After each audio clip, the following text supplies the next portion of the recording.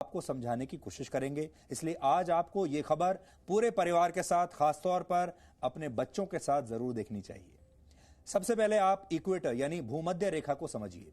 यह एक काल्पनिक रेखा होती है जो पृथ्वी के उत्तरी और दक्षिणी गोलार्ध को विभाजित करती है।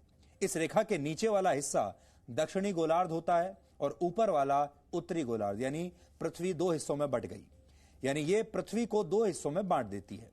सूर्य का चक्कर लगाते समय पृथ्वी के अलग अलग हिस्सों में उसकी किरणें पड़ती हैं।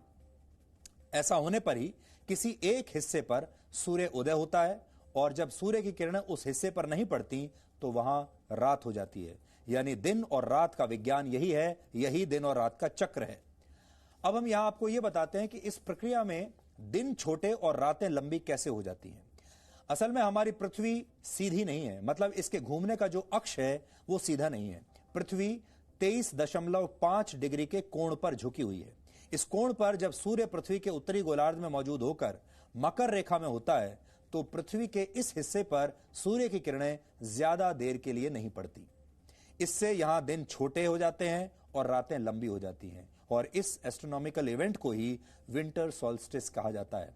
हर वर्ष 20 से 23 दिसंबर के बीच यह घटना देखी जाती है। 20 से 23 दिसंबर।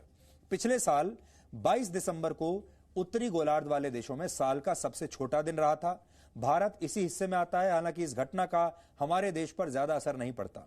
हमारे यहां इस दिन केवल 1 से 2 मिनट का अंतर होता है, यानी जो दिन छोटा होता है 1 से 2 मिनट के बीच ही छोटा होता है। लेकिन जो देश नॉर्थ पोल के करीब हैं वहां इसका सबसे ज्यादा असर दिखता है। जैसे आज रशिया के सेंट पीटर्सबर्ग में सुबह 10 बजे सूर्य दिखाई दिया और 3:53 पर सूर्य अस्त भी हो गया, यानी वहां आज का दिन 6 घंटे से भी छोटा रहा। इसी तरह अमेरिका के अलास्का राज्य में 4 घंटे से भी छोटा दिन रहा। भारत की बात करें तो दिल्ली में आज सुबह 7:10 पर सूर्योदय हुआ और शाम 5:29 पर सूर्य अस्त हो गया। हालांकि ऐसा नहीं है कि पृथ्वी पर सभी देशों में यह स्थिति एक जैसी होती है। उत्तरी गोलार्ध वाले देश में जहां आज साल का सबसे छोटा दिन है, वो दक्षिणी गोलार्ध वाले देशों में आज साल का सबसे बड़ा दिन है। इन देशों में ऑस्ट्रेलिया, न्यूजीलैंड और साउथ अफ्रीका जैसे देश शामिल हैं। इसका मतलब यह है कि सूर्य का चक्कर लगाते हुए पृथ्वी के जिस हिस्से पर सूर्य की किरणें कम पड़ती हैं वहां सर्दियों का मौसम शुरू हो जाता है, और जहां सूर्य की किरणें ज्यादा पड़ती हैं वहां गर्मियां शुरू हो जाती हैं, और यह प्रक्रिया इसी तरह चलती रहती है। आपको अगर याद हो तो आपने स्कूल में भी इसे पढ़ा होगा।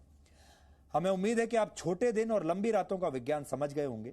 इसलिए अब हम आपको आज के दूसरे सबसे बड़े एस्ट्रोनॉमिकल इवेंट के बारे में बताएंगे। वो क्या है, अब देखिए। सौर मंडल के दो बड़े ग्रह बृहस्पति और शनि, यानी जुपिटर और सैटर्न, एक दूसरे के बेहद नजदीक आ गए हैं, और इसे विज्ञान की भाषा में द ग्रेट कंजंक्शन कहा जाता है। द ग्रेट कंजंक्शन कहा जाता है इसे। यह संयोग तब बनता है जब दो ग्रह एक दूसरे के बेहद करीब आते हैं, और कुछ ऐसा ही अभी अंतरिक्ष में घट रहा है।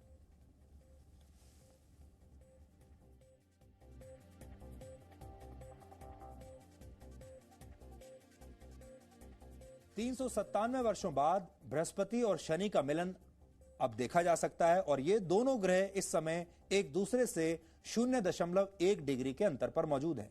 अमेरिका की अंतरिक्ष एजेंसी नासा के मुताबिक इन दोनों ग्रहों का ऐसा मिलन इससे पहले वर्ष 1623 में देखा गया था।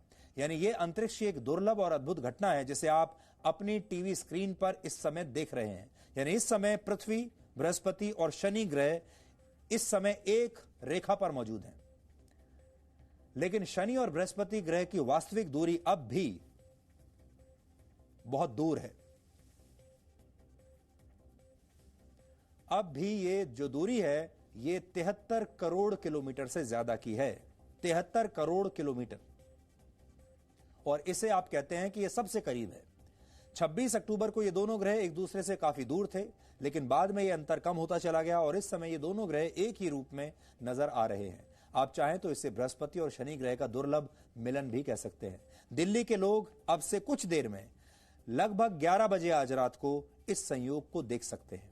जुपिटर को सूर्य का एक चक्कर लगाने में लगभग 12 वर्ष लगते हैं।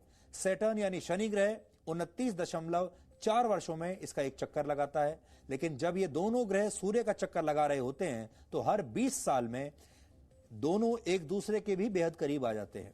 वर्ष 2000 में भी ऐसा हुआ था, लेकिन तब यह संयोग दिन के समय बना था, इसलिए इसे देखा नहीं जा सका।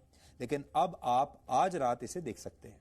यह संयोग दुर्लभ इसलिए भी है क्योंकि इसके बाद अब वर्ष 2080 में ही जुपिटर और सैटर्न इतने पास आएंगे और तब इन्हें देखा जा सकेगा।